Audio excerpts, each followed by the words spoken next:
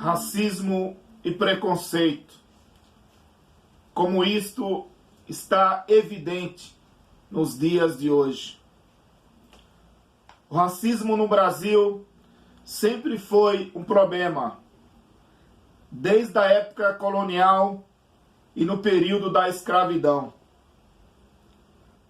Há no mundo, e no mundo de uma forma geral, racismo e preconceito são muito evidentes, principalmente contra os meus irmãos pretos. Isto influencia toda a sociedade. O racismo e preconceito sempre foi e será dividido nas classes sociais. Sempre vem de uma estrutura de cima para baixo. No Brasil, há um presidente racista e preconceituoso. Esta posição do líder do país atinge as estruturas.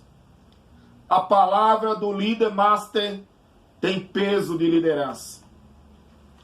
A igreja, enquanto estrutura, e quando falo da igreja, estou falando da minha comunidade ou das comunidades evangélicas chamadas de cristãs, que deveriam defender a vida e não defendem.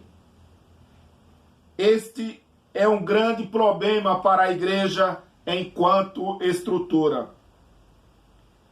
Isto está embutido na história da igreja. Não se fala sobre isto, isto é um escândalo para muitos. É melhor deixar o assunto de preconceito e racismo debaixo do tapete, por várias questões. O Senhor Jesus Cristo sofreu muito com o preconceito e com o racismo. O próprio Império Romano e os líderes da época sempre o acusavam preconceituosamente.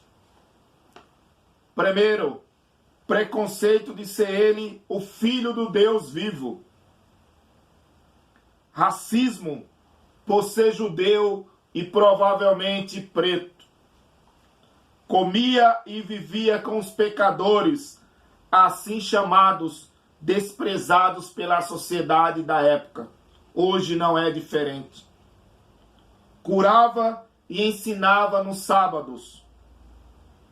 Era rei, era o dilema para os religiosos da época.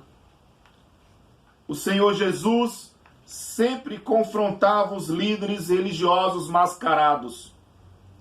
O preconceito dentro das igrejas vem sempre dos mascarados.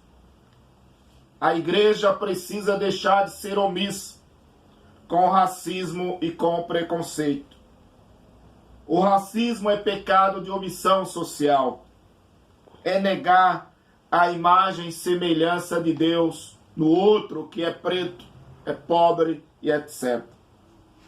Por causa da sua condição de pensamento. Racismo e preconceito devem ser encarados com muita seriedade. É o assunto contemporâneo que está evidente.